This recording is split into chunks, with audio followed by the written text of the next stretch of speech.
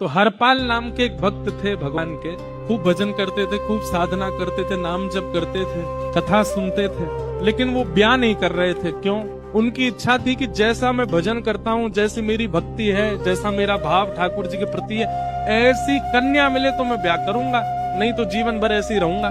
तभी उनके किसी रिश्तेदार ने आकर के बताया, बोले तेरे लायक कन्या मिल गई मुझको। तो हरपाल जी बोले क्या क्या गुण है उस कन्या का? बोले उस कन्या ने शर्त रखी है, मैं उसी से ब्याह करूंगी जो रोज 1000 संतों को प्रसाद पवाता हो। हरपाल जी बोले अब तो मुहूर्त भी नहीं निकलवाना, कल ही ब्याह करवा दो मेरा। ऐसी कन्या से तो मैं बिना मुहूर्त के ब्याह करूं। मुहूर्त उसके संग देखा जाता है जिसके संग यह संकोच हो या फिर यह दुविधा हो कि पता नहीं जीवन कैसा चलेगा। इससे तो मुझे भरोसा है बढ़िया जाएगा मेरा जीवन, इसी से ब्याह करा दो। कन्या ने शर्त रखी, हरपाल जी हम आपसे ब्याह तो कर रहे हैं पर हमारी शर्त मंजूर है ना, रोज 1000 संतों को प्रसाद पवाना पड़ेगा। मैं निश्चित करूंगा, आप ब्याह करो। और ब्याह हो गया। हरपाल जी रोज 1000 महात्माओं को प्रसाद पवाते। अब देखो, अगर कोई संकल्प ले ले कि मैं 1000 महात्माओं को प्रसाद पवाऊंगा, अगर 100 महात्मा ज्यादा बढ़ जाएं, 200 महात्मा ज्यादा, उनको मना करेगा क्या? वो तो फिर अपराध बनेगा उससे। प्रसाद पवाने का संकल्प लिया तो जितने आए सबको बैठाने की जिम्मेवारी उसकी। तो हरपाल जी ने नियम ले लिया, रोज 1000 महात्माओं को भोजन कराते। अब 1000 की जगह कभी कभी 1200 भी हो जाते, 1300 भी हो जाते, 1500 भी हो जाते, लेकिन हरपाल जी करते कुछ नहीं। कमाई का कोई जरिया नहीं था, केवल दादा परदादाओं के पुस्त से जो उनके पुश्तैनी धन था उसी को ही खर्च करते जा रहे थे। 1 साल तक बढ़िया चला, 1.5 साल बढ़िया चला, लेकिन 1.5 साल बाद धीरे धीरे धन खत्म होने लगा। जैसे ही धन खत्म होने लगा, हरपाल जी बड़ी चिंता में आ गए, क्या करें? पत्नी को नहीं बताते थे। क्यों? बोले इससे तो शर्त लगी, इसको क्यों बताऊं अपना दुख? इससे तो शर्त, मेरी यही शर्त थी कि रोज 1000 संतों को भोजन कराना। तो हरपाल जी ने बाहर जाते और दुकानदारों के यहाँ से जाकर के कर्जा लेने लगे। वो पुराने संपन्न थे तो किसी ने कर्जा देने से मना भी नहीं किया, सब देने लगे, बोले ले जा। इतना कर्जा कर लिया, 6-7 महीने तक कर्जे में भी उनके संत सेवा बंद नहीं हुई। 6-7 महीने बाद मांगने वालों ने मांगना शुरू किया, बोले हमारा दो, हमारा दो, हमारा दो। किसी का नहीं दे पाए तो पूरे नगर में ये हो गया कि भैया हरपाल जी अब पहले जैसी स्थिति में नहीं है, कर्जा इनको देना बंद करो, ये देते ही नहीं है पैसा लौटा करके। सब बिगड़ने लगा, धन नष्ट हो गया, इज्जत चली गई, लेकिन उनकी संत सेवा नहीं रुकी। रोज संत सेवा कर। एक दिन मन में विचार करने लगे, अब क्या करूं? अब तो मुझे कोई कर्जा भी नहीं देता, गहने भी सारे बिक गए, धन भी सारा खत्म हो गया। तो हरपाल जी ने मन बनाया कि मैं चोरी करूंगा। हरपाल जी चोरी करने जाने लगे, लेकिन हरपाल जी का नियम था कि वो किसी के धन की चोरी नहीं करते थे। संपन्न लोगों के घर में जाते थे और उनकी रसोई घर की सामग्री चुरा लाते थे, चीनी, दाल, आटा, चावल, मूंग, नमक, मिर्च, ताकि भंडारा हो जाए सवेरे। इस प्रकार महाराज चोरी होने लगी। एक घर की हुई, 2 घर, अब तो हल्ला होने लगा। बोले कि घरों की सामान, राशन चोरी हो जाता है। वो बड़ा विचित्र चोर है, धन नहीं चुराता है, राशन चुरा के भागता है। ऐसी चोरी होने लगी महाराज। अब तो लोगों ने अपने अपने घरों में पहरेदारी शुरू कर दी कि चोरी ना हो। तो हरपाल जी को और दिक्कत होने लगी, क्या करें, कैसे करें? धीरे धीरे हरपाल जी इस स्थिति में आ गए कि अब संपन्न लोगों के यहाँ उन लोगों को ढूंढते जो ना कभी संत सेवा करते ना वैष्णव सेवा करते, और उन लोगों के यहाँ जाकर के थोड़ा बहुत धन चुरा लेते, स्वर्ण चुरा लेते। करना कुछ नहीं, अपना घर नहीं बनाते थे, बसाते थे, संत सेवा करते थे। ठाकुर जी रीझ गए हरपाल जी। ठाकुर जी बोले देखो ये सब चोरी कर करके और मेरे संतों को पुकारा है। ठाकुर जी बोले इस पर अनुग्रह करने जाना। भगवान सिंहासन से उठ करके तैयार होने के लिए गए और बढ़िया महाराज नकली सी मूछ लगा करके, ऊपर सिर पर पाग पहन करके और थोड़ा पेट सा बाहर निकाल के, गले में खूब सारी जंजीर डाल के, हाथों की हर उंगली में अंगूठी पहन करके, सोने की जूतियां डाल करके, कौंधनी सोने की पहन करके और एक बैंत, सोने का मड़ा हुआ बैंत लेकर के ठाकुर जी तैयार हो गए, एक सेठ जी बन गए। लक्ष्मी भैया ने पूछा, भगवान बड़ा सुंदर स्वरूप धारण किया, कहाँ जा रहे हो? बोले अपने एक भक्त से मिलने जा रहे हैं। रुक्मणी जी बोली मैं भी चलूंगी। भगवान बोले तुम मत चलो, तुम उसको पहचान नहीं पाओगे, तुमसे अपराध बनी जाएगा। बोले नहीं नहीं, भक्त दर्शन करने मैं तो जाऊंगी। भगवान बोले जल्दी तैयार हो जाओ। रुक्मणी जी एक सेठानी बन गई, ठाकुर जी सेठ जी बन गए, और दोनों ने मन में विचार किया कि हरपाल जी को दर्शन देना। और यहाँ हरपाल जी की स्थिति क्या थी? अब संत सेवा के लिए कहीं से भी धन नहीं मिल रहा था। तो हरपाल जी एक मार्ग पर जाकर के बैठ गए और सोचने लगे कोई धनवान यहाँ से निकलेगा तो उसको लूट लूंगा और लूट के भाग जाऊंगा, सारा धन संत सेवा में लगा दूंगा। तभी उस मार्ग पर कोई और तो आया नहीं, ठाकुर जी सेठ बन करके आ गए। और महाराज खूब सारे गहने पहन करके, पाग बढ़िया सोने की जड़ाऊ पाग पहन करके, ऐसे वस्त्र पहन करके और छम छम करते चलते आ रहे हैं। उन गहने ही बज रहे हैं ठाकुर जी के। हरपाल जी ने जैसे ही नेत्र खोल करके देखा, ठाकुर जी के रूप यौवन और सबरी उनके श्रृंगार को देख करके हरपाल जी बोले, ये तो 1 साल के भंडारे की व्यवस्था आ रही है सामने से। इतने में सेठानी जी रुक्मणी जी भी आई। उनको ओहो, ये तो कम से कम 5-10 साल की व्यवस्था आ रही है। अगर ये दोनों लूट लिए जाएं तो 10 साल चोरी नहीं करनी पड़ेगी। देखो कितना धन संपन्न। हरपाल जी के बगल में जैसे ही ठाकुर जी पहुंचे, हरपाल जी बोले, भैया जय श्री कृष्ण प्रणाम। ठाकुर जी तो नाराज हो गए, तो क्या भगवान का नाम बोलता है सुबह सुबह? तुम सब लोग बड़े पाखंडी हो, ढोंगी हो। और हमने सुना इस गांव में एक रहता है, वो चोरी डकैती करता है और फिर कहते हैं संत सेवा करता है। ऐसी काय बात की चोरी भैया? करता तो चोरी है, भले उससे भली संत सेवा करता हो। नाम उसका हरपाल है, हम सब जानते हैं। भगवान का नाम मत लो हमारे सामने। हरपाल जी समझ गए, वो तो बिल्कुल भगवत विमुख है। इसकी तो एक अंगूठी भी नहीं छोड़नी मुझको, इसका तो सब लेके जाऊंगा। अगर ये बदले में जय श्री कृष्णा बोलता तो 1 गहना छोड़ देता इसका, पर ये तो इतना बिकर रहा है भगवान का नाम सुन के, इसका कुछ नहीं छोड़ूंगा, सब ले जाऊंगा।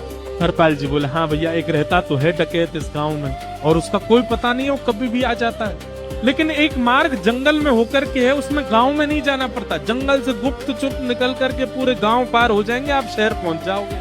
उसका रास्ता मुझे ही पता है। सेठ जी बोले, तो तुम हमको पार करवा दो। हरपाल जी बोले, मैं पार तो करवा दूंगा, लेकिन भगवान मेरे घर कुछ मेहमान आए हैं, उनके भोजन आदि की व्यवस्था के लिए मैं तो बाजार आया था, मेरे पर धन नहीं है। आप यदि मुझको कुछ दे देंगे तो मैं घर पर व्यवस्था करके आऊंगा, तुरंत आपको लेकर के गांव पार करवा दूंगा। ठाकुर जी ने उसको कुछ सोने की मोहर दे दी। बोले, लो तुम अपने घर की व्यवस्था कर आओ। हरपाल जी ने सामग्री खरीदी, घर पर पहले व्यवस्था करके आए। बोले, आज की व्यवस्था हो जाए, क्योंकि आज तो 10 साल का सब चोरी करना, समय लगेगा।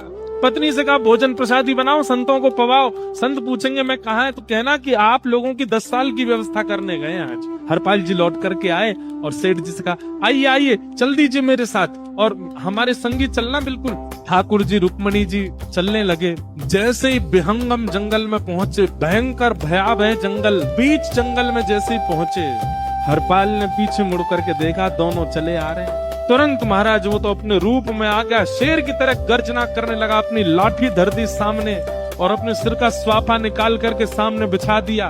भगवान जो सेठ जी के रूप में आया, भगवान बोले, भैया ये क्या कर रहे हो? बोले, मैं ही हरपाल हूँ, सारे सामग्री निकालो, डाल दो यहाँ पे, एक चीज भी मत छोड़ना, नहीं तो तुम जानते नहीं हो तुम्हारा क्या करूंगा। ठाकुर जी तो थर थर कांपने लगे। रुक्मणी जी बोली, देखो कैसा नाटक कर रहे हैं। रावण के आगे नहीं डरे थे, कुंभकर्ण के आगे नहीं डरे, हिरण्यकश्यप के आगे नहीं डरे, और वो हरपाल के आगे ऐसे कांप रहे हैं। भगवान तो मन की सब समझ जाते हैं, कौन ही मारने, वो तुम भी कांपो क्यों? बोले, भक्त है भैया, ये हमारो भक्त है। अनुब्रजाम में हम नित्यम पूये ये तन्य रेणु भी, इसने हमारे लिए सब गवा दिया, हमारे वैष्णव संतों के लिए सब लुटा दिया। इसके आगे भयभीत होने में कोई लज्जा नहीं। लक्ष्मी नारायण दोनों कांप रहे हैं और हरपाल कह रहा, सब निकालो। सेठानी जी, कान के कुंडल उतारो। कान कुंडल उतार दिए, नाक की नथनी उतार दी, सब उतार के धर दिए, हाथों के सब कड़ूला आदि भी धर दिए। भगवान ने भी अपने सब उतार। बोले, बैत कहाँ लेके जा रहे, उसको भी धर दो। बोले, अरे भैया, बुढ़ापे की लाठी, हम गिर जाएंगे। बोले, कुछ नहीं गिरोगे, धर दो इसको। जीवन में कभी राम ना जय श्री कृष्ण बोलने पे चिल्ला रहे थे मुझ पे, रखो इसमें यहाँ। सारा धर दिया। बोले, बहुत बढ़िया हो गया, अब 10 साल की व्यवस्था हो गई। इतने में भगवान की कनिष्ठ उंगली में एक अंगूठी थी। हरपाल बोला, ये कहाँ बचा के ले जा रहे हो, इसको दो। बोले, अरे भैया, ये तो बहुत बचपन की हमारी अंगूठी है और ये आज तक हमारी निकली ही नहीं है और ये निकल ही नहीं पाएगी, इसको बाहर हम निकाल ही नहीं सकते, इसको तो रहने दो हमारे पास। बोले, तुम क्या जानो, इस अंगूठी से कम 1 हफ्ता संत भोजन होगा और तुम पे तो दया करनी नहीं है। चिल्लाए थे मुझ पे जय श्री कृष्ण बोलने पर, निकालो इसको। भगवान खूब प्रयास करें, वो नहीं निकले तो हरपाल जी ने उंगली पकड़ी। बोले, इसको काट देता हूँ मैं, तुम्हारे पास उंगली रहने का कोई काम नहीं है, तुम उंगली से करते ही क्या हो।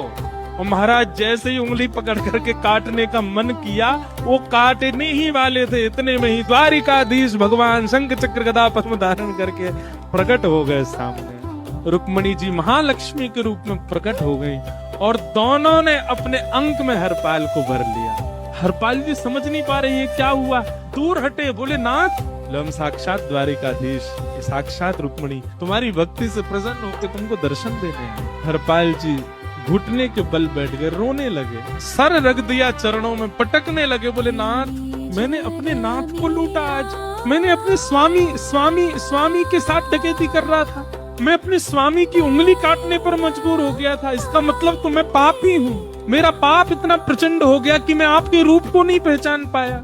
भगवान ने हृदय से लगा, नहीं हरपाल तुमने कभी अपने लिए प्रयोग थोड़ी किया, तुम्हारी पत्नी भूखे सो जाते हो लेकिन संतों को भूखा नहीं जाने देते। ठीक है, उसके लिए भले ही तुमने वह गलत मार्ग अपनाया जो नहीं अपनाना चाहिए था, परंतु उसमें उद्देश्य कोई और तो नहीं था, मेरे जनों की सेवा ही तो थी, मेरे वैष्णवों की सेवा।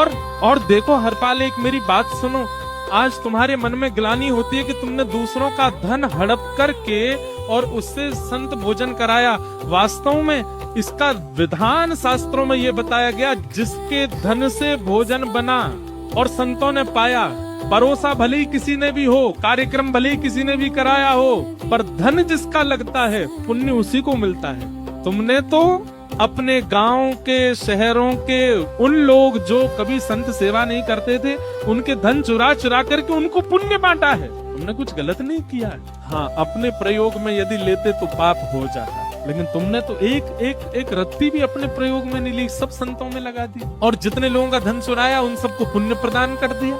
हम तुमसे बड़े प्रसन्न। हरपाल जी चरणों से लिपट के बोले, नाथ आप बड़े कृपालु, बड़े दयालु।